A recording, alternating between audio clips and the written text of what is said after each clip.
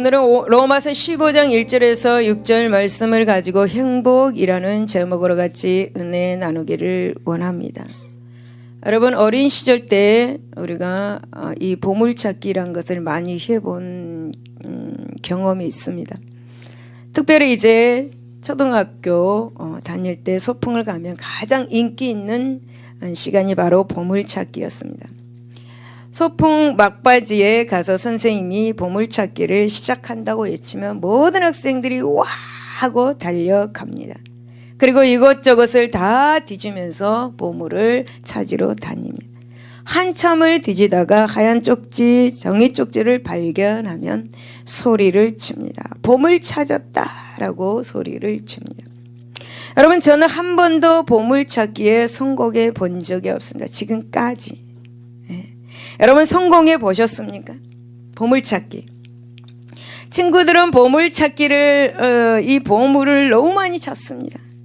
남친구들은 몇 개씩 찾는데 저는 한 번도 찾아본 기억이 나지 않습니다. 그래서 친구들이 많이 찾으면 한 개씩 이렇게 줘서 선물을 타기도 했습니다. 여러분, 지금 생각하면 인생이란 보물 찾는 것과 비슷한 것 같습니다. 저는 간혹 아침에 출근하는 모든 사람들의 모습을 봅니다.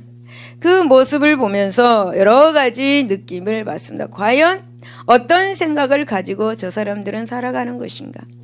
저 사람은 왜 저렇게 얼굴에 인상을 쓰고 다니는 것인가? 야, 저 사람은 얼굴만 봐도 행복해 보인다. 기분이 좋다. 마치 카메라 필름처럼 여러 가지 생각이 머리에 찍힙니다. 그리고 이내 한 가지 결론을 내립니다. 모든 사람들이 행복이라는 보물을 찾고 있구나라는 결론을 내리게 됩니다. 사랑하는 성도 여러분, 행복이 무엇입니까? 여러분, 행복하십니까? 여러분, 행복이 무엇입니까? 사람은 행복하기를 원하고 있습니다. 그리고 행복하게 살고 싶어 하는 것이 바로 인간입니다.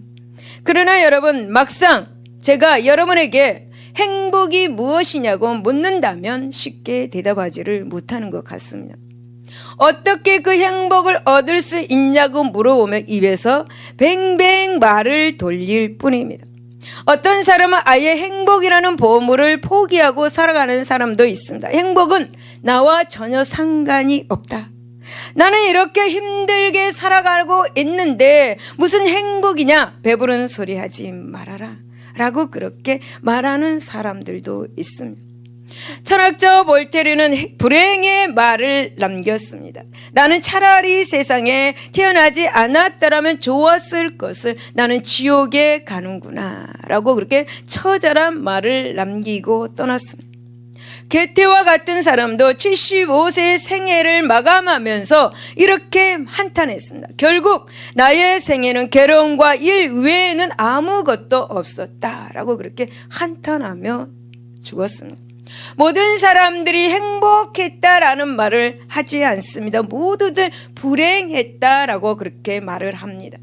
여러분, 심지어 성경에 나오는 다윗의 왕 아들 솔로몬, 여러분, 솔로몬은 그는 태평성대를 누렸습니다. 누구도 갖지 못하는 그런 영화를 누리며 살았습니다. 그러나 그가 전도서 1장 2절 3절에 보면 전도자가 이르되 헛되고 헛되며 헛되고 헛되니 모든 것이 헛되도다. 해 아래서 수고하는 모든 수고가 사람에게 무엇이 유익한가 라고 고백했습니다. 여러분, 어떻게 생각하십니까? 과연 이 세상에는 참된 행복이 없을까요? 우리에게 솔로몬의 대답은 참으로 답을 주는 것 같습니다. 전도서 12장 13절을 보면 일의 결국을 다 들었으니 하나님을 경외하고 그의 명령을 지킬지어다. 이것이 모든 사람의 본분이니라 라고 말씀합니다. 하나님을 경외하고 그의 명령을 지킬 때 그것이 바로 행복이다 라고 말하는 것입니다. 여러분, 솔로몬은 책의 첫 머리에서부터 인생이 헛되도다 이렇게 하면서 5번을 외쳤습니다. 그리고 책의 중심에 깊숙이 파고 헤쳐가면서 그는 보물찾기를 시작합니다. 그리고 그 결과 마지막에는 헛된 인생이 어떻게 행복해질 수 있는가를 발견하게 됩니다. 솔로몬이 발견한 보물은 바로 하나님께로 돌아가는 것이다 라는 것입니다. 이것이 참으로 이것이 참된 행복을 찾을 수 있는 유일한 방법임을 솔로몬은 발견한 것입니다. 사랑하는 여러분, 본문의 말씀을 통해서 우리는 행복이라는 보물찾기에 성공할 수 있는 세 가지 비결이 나옵니다. 이 세 가지 비결을 통해서 인생의 행복 찾기에 성공하시기를 바랍니다. 그래서 보다 더 아름답고 풍성한 풍요로운 그런 열매를 맺는 행복한 삶이 되시기를 예수 이름으로 축복을 드립니다. 첫 번째 비결은 바로 자기를 발견해야 합니다. 자기를 발견한 사람이 행복합니다. 1절에만 믿음이 강한 우리는 마땅히 믿음이 약한 자의 약점을 담당하고 자기를 기쁘게 하지 아니할 것이라 라고 말씀하며, 여러분 이 말씀에서 우리는 나 자신을 발견하게 됩니다. 우리는 예수 믿고 구원받은 사람, 나는 누구입니까? 나는 누구입니까? 여러분 스스로 나에게 묻어보십시오. 나는 누구인가? 나는 바로 예수 그리스도께서 십자가에서 흘리신 그 피로 제 삶을 얻고 구원을 받은 사람입니다. 그리고 천국을 소유한 사람입니다. 왕같은 제사장입니다. 즉 믿음을 소유한 사람입니다. 그렇습니까 여러분? 그렇습니까? 이 믿음을 소유한 사람은 약한 자의 약점을 담당하고 오직 나를 기쁘게 하는 것이 아니라 하나님을 기쁘게 해드리는 하나님의 사람입니다. 여러분, 성경에서도 행복한 사람이 어떤 사람이라는 것을 말씀하고 있습니다. 신명기 33장 29절에 보면 이스라엘이여 너는 행복한 사람이로다. 여호와의 구원을 너같이 얻은 백성이 누구냐?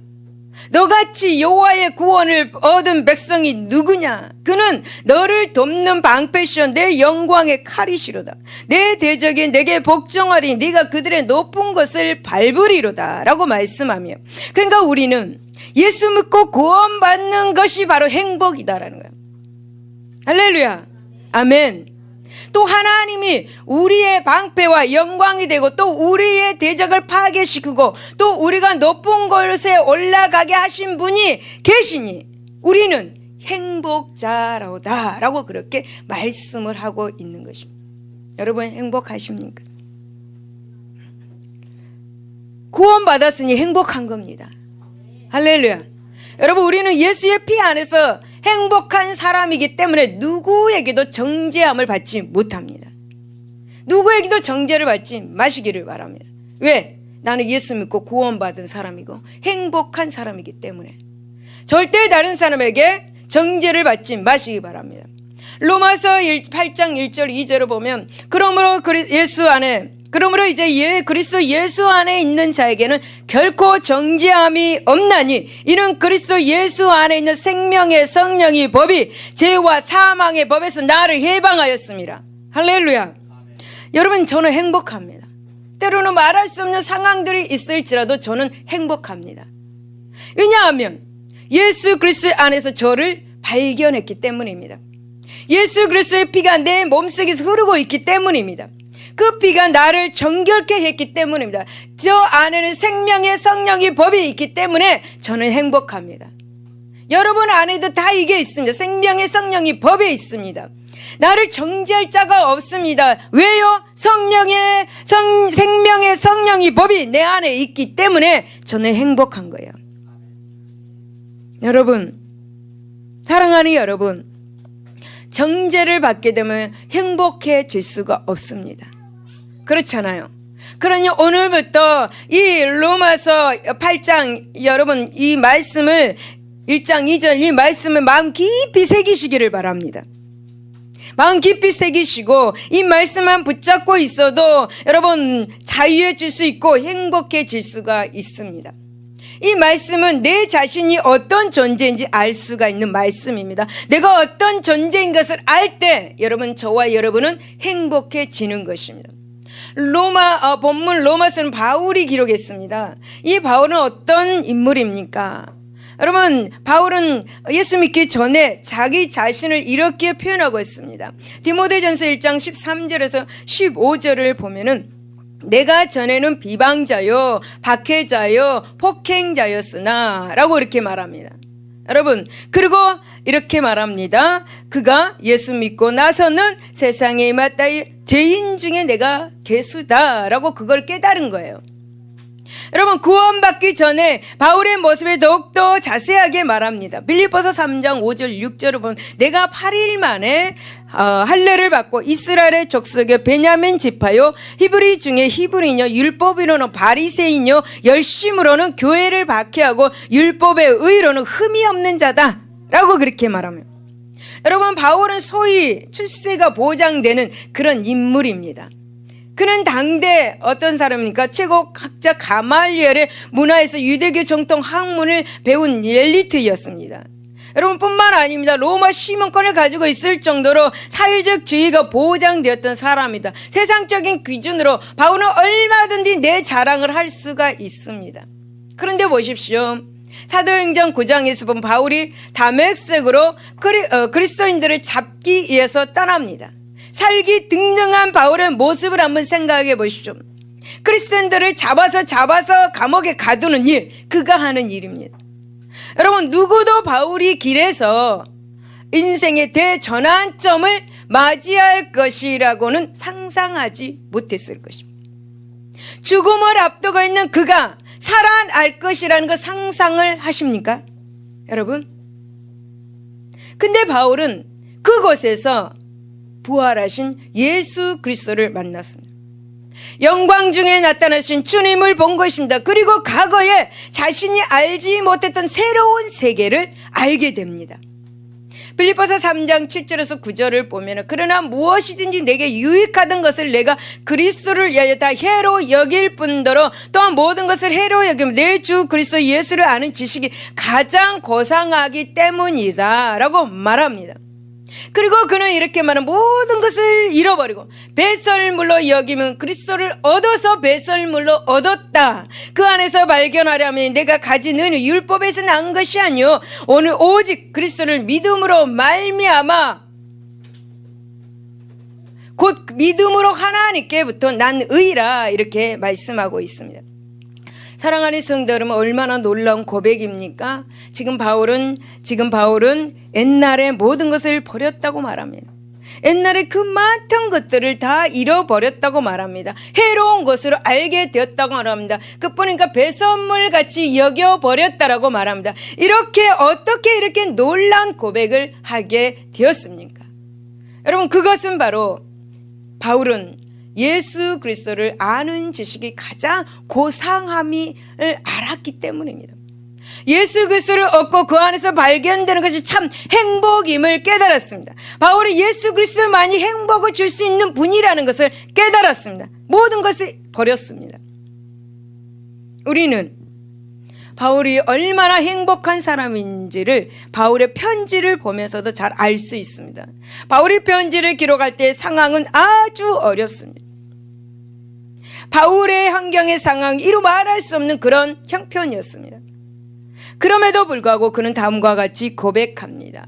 고린도후서 13장 11절에 보면 마지막으로 말하노니 형제들아 기뻐하라. 빌립보서 4장 4절에 보면 주 안에서 항상 기뻐하라. 다시 말하노니 기뻐하라. 하나님, 내가 이런 처지인데 어떻게 기뻐할 수 있습니까? 아니, 기뻐해 보세요. 하나님은 그게 뜻이라고 말합니다. 기뻐하는 것. 어떤 상황에 있든지 어떤 형편에 처해 있든지 데살로니가서 5장 16절 18절은 항상 기뻐하라. 쉬지 말고 기도하라. 범사에 감사하라. 이것이 예수 그리스도 안에서 너희랑 하신 하나님의 뜻이니라 라고 말씀하며, 여러분, 주 안에서 나를 발견할 때 기뻐할 수 있습니다. 나는 누구인가? 주 안에서 나를 발견할 때 우리가 감사할 수 있습니다. 주 안에서 나를 발견할 때 치료받을 수가 있는 것입니다. 주 안에서 내가 어떤 존재인가 알 때 행복을 가질 수가 있는 것입니다. 사랑하는 여러분, 어느 임금이 손수 갖고 오는 궁전의 정원을 참 아름다웠습니다. 참나무, 소나무, 배나무 등 보기에도 듬직한 나무들이 쭉쭉 뻗어서 정말 더욱 빛을 내주고 있었습니다. 왕은 매일 그 정원을 둘러보면서 너무 기뻤습니다. 그런데 그 아름답던 정원에 문제가 생겼습니다. 참나무는 소나무처럼 운치 있는 모습을 가질 수 없어서 불만이었습니다. 소나무는 배나무처럼 열매를 맺지 못해서 불만이었습니다. 배나무는 전나무처럼 향기를 발하지 못해서 불평을 털어놓고 있었습니다. 그러나 그 곁에 서 있던 작은 제비꽃은 아주 명랑하고 활기차 있었습니다. 그래서 왕은 제비꽃에게 물어봅니다. 제비꽃아, 이 정원에서 너만 행복해 보이는구나. 무슨 비결이라도 있니? 라고 물었습니다.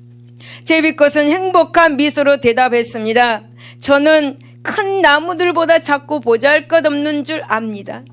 하지만 주인님이 저를 이 동상에 심으신 이유를 알고 있습니다. 제가 무엇을 해야 하는지도 알고 있습니다. 그래서 저는 참다운 제비꽃으로 주인님을 위해서 할 수 있는 한 최고로 아름다운 꽃을 피우려고 노력하고 있습니다. 그래서 저는 너무너무 행복합니다. 라고 그렇게 대답을 했습니다. 여러분, 자기의 자리에서 주인에게 기쁨을 줄 때 행복한 사람이면, 여러분, 우리의 주인이 누구입니까? 납니까? 남편입니까? 부인입니까? 자식들입니까? 내 주인은 누구인가? 그걸 알아야 합니다. 내 주인은 바로 예수 그리스도이십니다. 아멘. 사랑하는 여러분, 참 행복을 발견하기를 원하십니까? 그렇다면 먼저 자신을 돌아보십시오. 나는 누구인가? 나의 정체가 무엇인가? 내가 예수 그리스도 안에서 있는지, 또 내가 어떤 존재인지 생각해 보시기 바랍니다. 그래서 과연 내가 무엇을 해야 하는지, 또 어디에 서 있어야 하는지를 깨달으시기를 바랍니다. 깨달으실 때 참된 행복을 누리고 살아갈 수가 있는 것입니다. 두 번째, 이웃을 발견한 사람이 행복합니다. 로마서 15장 2절에 우리 각 사람이 이웃을 기쁘게 하듯 선을 이루고 덕을 세우도록 할지니라 라고 말씀합니다. 여러분, 우리는 이 말씀에서 행복 찾기의 두 번째 비결을 발견할 수가 있는데요. 무엇입니까? 바로 이웃을 발견할 때 행복해진다라고 그렇게 말씀하고 있습니다. 여러분, 혼자 살아가는 것이 아닙니다. 우리는 함께 살아갑니다. 더불어 살아갑니다. 그래서 우리 모두는 이 조화로운 인간관계를 형성하면서 살아가야 합니다. 이것이 하나님의 뜻입니다. 십자가에서도 위로는 하나님과 관계를 잘 맺어야 되고, 아래로는 인간관계를 잘 이루어 나가야 합니다. 여러분, 인간은 태어나면서부터 인간관계를 맺습니다. 절대로 홀로 된 존재가 아닙니다. 부모와의 만남에서 인격이 형성이 되고, 선생님과의 만남에서 배움이 시작됩니다. 친구와의 만남을 통해서 더욱 발전하게 됩니다. 그러므로 인간은 함께 할 때 인간다운 삶을 살 수가 있습니다. 여러분 한문의 사람 인자를 다 아실 줄로 압니다.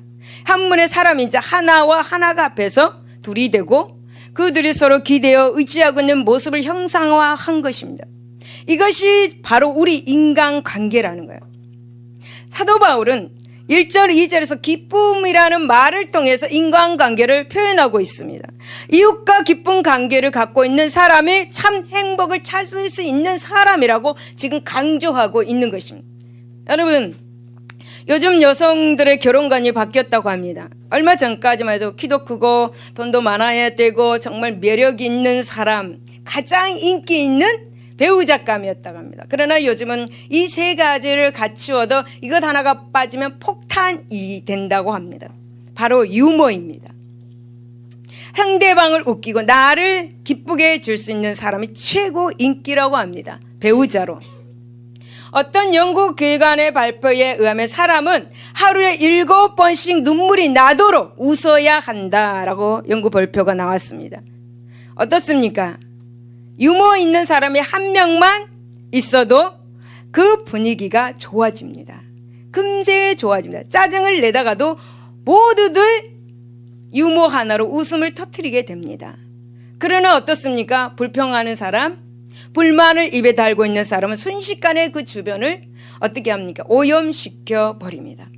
감사와 기쁨을 발견할 수 없게 만들어 버립니다. 통계에 따르면 실직자 60%가 불만과 불평을 입에 달고 있는 사람이라고 합니다. 이런 사람들은 대인관계에서 실패한 사람들이겠죠. 그러나 여러분, 저와 여러분은 어떤 사람입니까? 저는 이 시간에 여러분에게 스마일 메이커가 되라고 말씀을 드리고 싶습니다. 어디를 가든지 웃음을 선사하는 저와 여러분들이 되시기를 바랍니다. 여러분, 우리가 살고 있는 이 현대 시대는 어떤 시대입니까? 콘크리트 문명의 틈바구니 속에서 갈수록 웃음을 잃어가고 있는 시대에 살고 있습니다.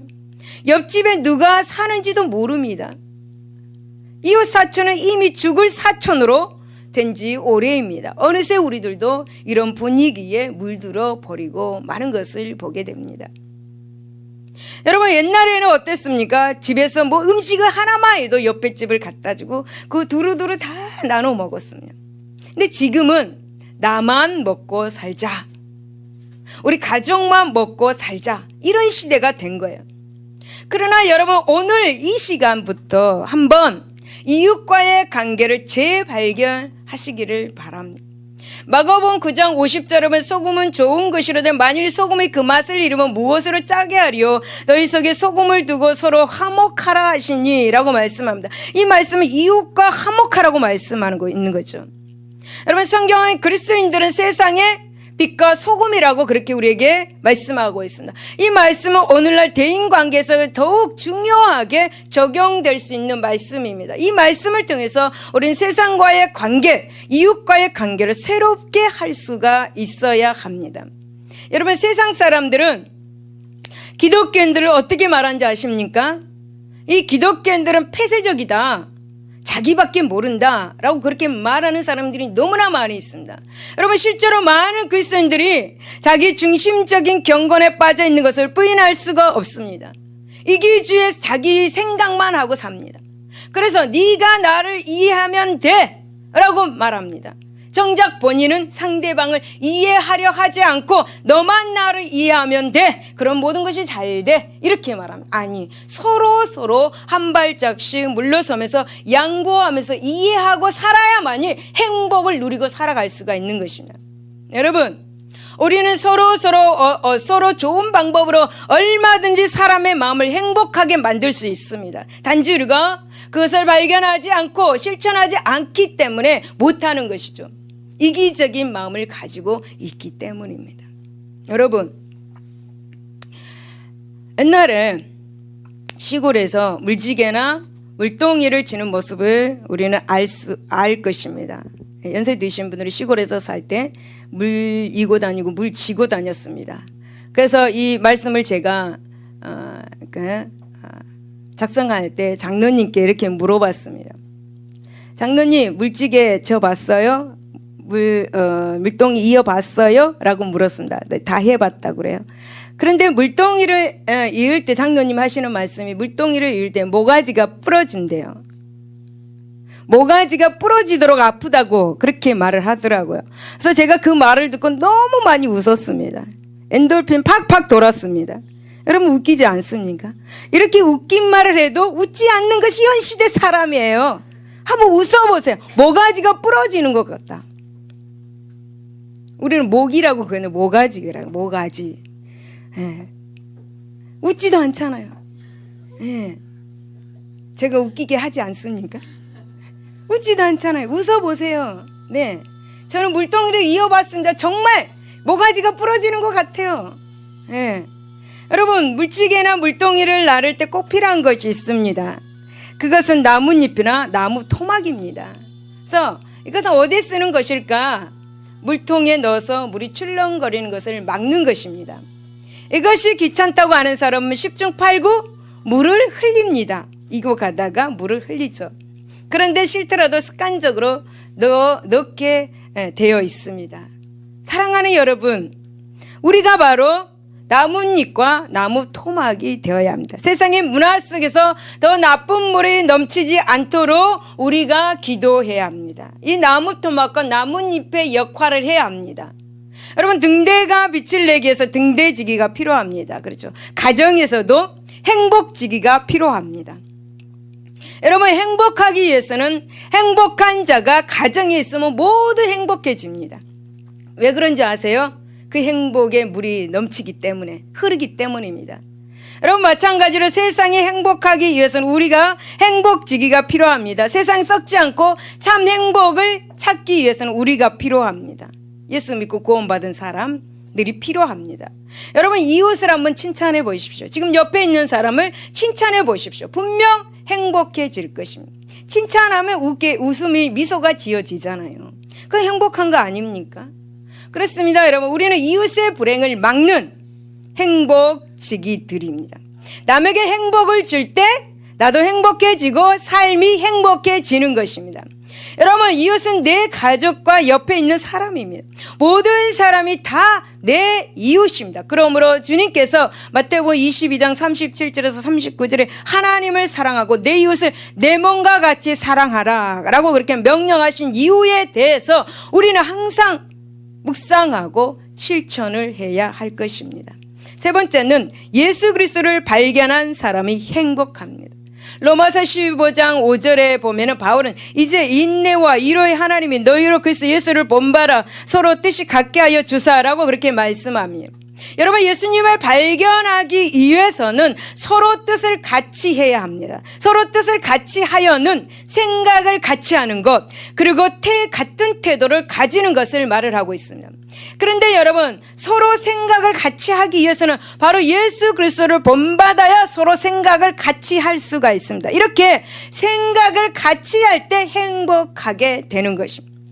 여러분 예수 그리스도를 어떻게 하면 본을 받을 수 있을까? 그것은 바로 성령의 능력 안에서 본을 받을 수가 있습니다. 그래서 성령 충만해야 합니다. 그리고 성령으로 함께 하나 될 수가 있는 것입니다. 그리고 그 안에서 예수 그리스도를 발견하게 되는 것입니다. 여러분 예배소서 4장 3절은 평안의 매는 줄로 성령이 하나 되게 하신 것을 힘써 지키라 라고 말씀합니다. 성령은 우리를 하나 되게 하십니다. 우리를 성령 곧 하나님만 그렇게 하나 될 수 있게 하십니다. 성령 하나님이 예수 그리스도를 발견케 할 수 있습니다. 성령 하나님의 하나 되는 그 유일한 길임을 우리는 알아야 합니다. 우리 성도 각자 하나님의 말씀에 순종하고 그리고 하나님의 뜻대로 살아서 하나님과 하나 될 때 우리도 서로 모두 다 자연스럽게 하나가 되는 것입니다. 여러분 아담과 하와가 하나님의 말씀에 순종하고 하나님과 하나 되었을 때 어땠습니까? 그들의 관계가 어떻습니까? 하나로 연합되어 있었습니다. 그 연합해서 둘이 한 몸이 되었습니다. 그들의 삶은 너무나 행복한 삶이었습니다. 그런데 그들이 하나님께 불순종하였을 때 하나님과의 관계가 단절되고 말았습니다. 그래서 그는 한 부부였지만 진정으로 하나 되지 못했습니다. 그들은 하나님과 하나 되지 못할 때 서로 원망하고 불평하고 자기 중심적인 그런 생활을 할 수밖에 없었습니다. 자기 중심적인 사람은 상대방을 물고 찢고 합니다. 이런 사람이 어떻게 행복할 수가 있겠습니까? 행복할 수가 없는 것입니다. 여러분 하나님의 평화를 매는 그런 줄로 성령을 통해서 하나 되게 하십니다. 그럴 때 예수 그리스도를 발견하게 되고 여러분 이때부터는 불행 끝 행복 시작이 되는 것입니다. 할렐루야 할렐루야. 불행 끝 행복 시작. 할렐루야. 여러분 왜 아이들에게 어머니들의 유인전을 많이 읽도록 하는 것인가? 젊은 엄마들 한번 말해보세요. 네, 다 이유가 있습니다. 이순신 장국, 율곡, 이이, 세종대왕 등등등 여러 이인들을 본받게 하기 위해서 아이들에게 그 위인전을 읽게 합니다. 훌륭한 사람이 앞으로 되라고. 네, 그렇게 읽게 합니다. 아마 여기 있는 부모님들은 아이들 어렸을 때 집에 위인전기를 세트로 다 있었을 것입니다. 세트. 1권부터 몇 권까지 세트로 다 있어요. 아마 지금도 있을 거죠. 젊은 엄마들. 20세기 최대의 발견은 어린이를 발견한 것이다 라는 말이 있습니다. 이것을 상품성으로 따졌을 때 어린이들의 가치는 무궁무진하다라는 거죠. 근데 학자들의 연구에 따르면은 4세부터 7세까지의 시기에 인생의 80%가 결정이 된다고 합니다. 그렇게 80%가 결정된다고 할 정도로 이 시기는 굉장히 중요합니다. 그런데 만일 이 시기에 아이들에게 마호멧, 부처나 우상숭배, 이방신화를 본받게 계속해서 말을 해준다면 어떻게 되겠습니까? 물론 다 알아야 합니다. 상식적으로는 다 알아야 합니다. 시험에 나오니까. 그러나 이 시기에 아이들일수록 더욱 예수 그리스도에 대해서 알게 하기 위한 훈련이 필요하다는 사실을 우리는 알아야 됩니다. 아이들을 훌륭하게 키우고 싶다면, 나중에 아이들이 훌륭한 사람이 되고 싶다면 예수 그리스도를 그 마음에 심어 주시기를 바랍니다. 여러분, 자녀 교육에 있어서 하나님이 없는 교육은 현명한 악마를 낳는다라는 말이 있습니다. 무섭잖아요. 부모님들이 이거를 잘 기억하고 있기를 바랍니다. 하나님이 없는 교육은 현명한 악마를 낳는다는 거예요. 이 말을 항상 기억할 수 있기를 바랍니다. 인생은 여러 갈래 길이 있습니다. 어떤 길은 우상의 길이 있고, 어떤 길은 허무의 길이 있고, 어떤 길은 또한 향락의 길이 있습니다. 어떤 길은 불신의 길이 있습니다. 어떤 길은 우상의 길이 있습니다. 그러면 어떤 길을 선택하느냐에 따라서 정점도 결정되는 것입니다. 사랑하는 여러분, 여러분이 지금 가고 계시는 길은 어떤 길입니까? 어떤 길입니까? 우리 예수님은 요한복음 14장 6절에 예수께서 이르시되 내가 곧 길이요 진리요 생명이니 라고 그렇게 말씀하십니다. 여러분 예수 그리스도만이 우리의 참 길이 되십니다. 길이 되신 예수님을 따라갈 때 우리는 행복해질 수 있는 것입니다. 마태복음 11장 28절 수고하고 무거운 짐진 자들아 다 내게로 오라 내가 너희를 쉬게 하리라 라고 말씀합니다. 이렇게 우리를 부르고 계십니다. 이렇게 예수님은 우리에게 평안과 기쁨과 행복을 주시고 계속해서 우리에게 말씀을 하고 계십니다. 그렇습니다. 행복의 실존은 예수 그리스도밖에 없는 것입니다. 예수 그리스도 안에서 우리는 참 행복의 맛을 느낄 수가 있는 것입니다. 아멘.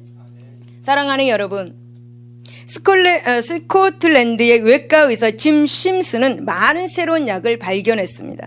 굉장히 유명한 의사입니다. 그가 발견한 것은 바로 마취약입니다. 제일 중요한 게 마취약입니다. 여러분, 수술할 때 마취약 안 하면 어떻게 되겠습니까? 수술 못 합니다. 이 사람이 바로 마취약을 발견했습니다. 그래서 이 의사가 죽기 전에 이런 질문을 받았다고 합니다. 당신이 살아가면서 발견한 가장 위대한 것이 무엇입니까? 라고 그런 질문을 받았다고 합니다. 근데 그는 이렇게 말을 했습니다. 내 생애의 가장 위대한 발견은 나는 죄인이고 예수님은 나의 구주라고 하는 이 사실입니다. 나는 죄인이고 예수님만이 나의 구주이십니다. 이것이 가장 위대한 발견입니다. 마취약이 위대한 발견이 아니라 예수님을 만났다라는 그것이 바로 가장 위대한 발견입니다. 라고 대답을 했습니다. 여러분, 짐 심슨은 참으로 행복한 삶을 살았음을 우리에게 이 말 한마디로 알려주고 있습니다. 사랑하는 여러분, 괴롭고 험악한 인생의 길을 걸어가고 있습니까? 불행과 고통으로 신음하면서 인생의 길을 걸어가고 있습니까? 시련과 실패 속에서 인생을 포기하고 그 길을 걸어가고 있습니까? 아무런 의미 없이 아무런 생각 없이 지금 길을 걸어가고 있습니까? 그렇다면 더더욱 오늘 예수 그리스도와 하나가 되시기를 바랍니다. 요한 3서 1장 2절에 사랑하는 자여 내 영혼이 잘된 같이 내가 범사에 잘되고 강건케 되는 것을 믿으시기를 바랍니다. 여러분, 영혼이 잘된다라는 게 무엇입니까? 하나님과 하나 될 때를 말하고 있습니다. 하나님과 하나 될 때 모든 삶의 기쁨과 행복이 찾아오는 것입니다. 사랑하는 여러분, 무슨 일이 잘 풀리지 않습니까? 기도의 응답이 더디고 있습니까? 하나님과 화목해 보십시오. 그럴 때 엄청난 하나님의 살아계심의 기적을 체험하게 될 것입니다. 아멘. 영국에 대해 설교가 찰스 스필저는 이렇게 말합니다. 예수님은 병자를 고치는 의사였으나 그 자신이 친히 병자였다라고 그렇게 말했습니다. 저는 이 시간 이렇게 말하고자 합니다. 예수님은 행복을 주시는 행복지기였습니다. 그러나 그 자신이 친히 최고의 불행을 당하셨습니다. 십자가에서 최고의 불행을 당하셨습니다.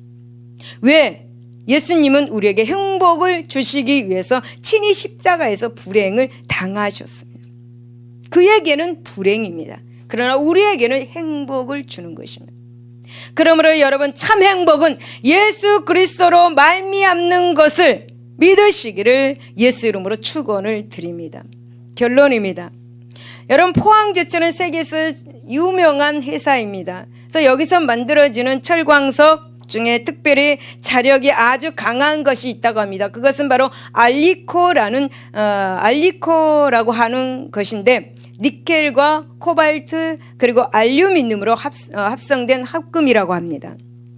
그런데 한번 보십시오. 이 세 가지의 금속들은 전혀 자력이 없는 물질로 구성되어 있습니다. 니켈, 코발트, 알루미늄 모두 전혀 자력이 없는 물질들입니다. 그러나 이런 물질들이 합해졌을 때에 강한 자력을 가진 알리코가 탄생하게 된다고 합니다. 어떤 쇠붙이도 단번에 끌어당길 수 있는 강한 자력을 지닌 그런 신물질이 탄생하는 것입니다. 그러므로 사랑하는 여러분, 저는 여기서 영적 교훈을 한 가지 제안하고자 합니다. 우리들도 따로 떼어놓고 보면 모두 다 별 볼 일 없는 존재들입니다. 그렇습니까? 저만 그런 거겠죠? 아무런 힘도 없고 여러분, 소망도 없는 사람들입니다. 이웃을 공격하고 악을 범하는 트러블 메이커들 뿐입니다.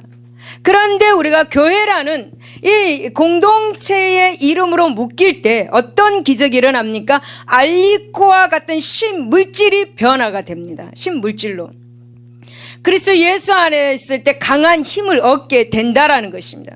마태복음 18장 18절에서 20절을 보면 내가 진실로 너에게 이르노니 무엇이든지 너희가 땅에서 매면 하늘에서도 매일 것이요 무엇이든지 땅에서 풀면 하늘에서 풀리리라. 20절에 보면은 두세 사람이 내 이름으로 모인 것은 나도 그들 중에 있느니라 라고 말씀합니다. 여러분, 두세 사람을 모아놓으면 어떤 일이 발생한다고 기록하고 있습니까?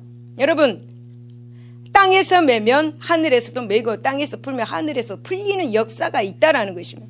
두 사람이 합심하여서 기도하면 하나님 아버지께서 그것을 이루어 주신다고 말씀하고 있습니다. 여러분, 기적이 일어난다라는 것을 우리에게 말씀해 주고 있는 것입니다. 사랑하는 여러분, 어떻게 이런 일이 일어나는 것일까? 바로 마태복음 18장 20절에 보면 예수님의 이름으로 모였기 때문입니다. 예수 이름으로 모였기 때문에, 예수 그리스도를 본받는 사람들이 모였기 때문이고, 그렇습니다. 참 행복은 예수 그리스도 안에서 발견되는 신물질입니다. 강한 능력입니다. 여러분, 아무런 힘도 없고 능력도 없는 삶들일지라도 그리스도 예수를 본받는 사람은 참 행복을 발견할 수가 있습니다. 믿으시기를 바랍니다. 여러분, 행복은 결코 성적순이 아닙니다. 많이 들어보셨죠? 여러분, 옛날에 공부 잘한 사람 지금 여러 말들이 많이 있습니다. 예, 그리고 옛날에 공부 못하고 이렇게 좀 다니는 애들을 보면 시집 잘 갔다. 옛날에 공부 그렇게 잘했는데 시집 못 갔더라. 이렇게 말하는 사람들의 말을 많이 들었습니다. 그래서 행복은 성적순이 아니다. 행복은 인물순이 아니다. 여러분, 생각 잘 하시기 바랍니다. 재산순이 아니다. 할렐루야. 그러면 참 행복은 오직 예수 그리스도 안에서 주어진 하나님의 선물인 것을 여러분 기억하시기를 예수 이름으로 축원을 드립니다. 기도하겠습니다.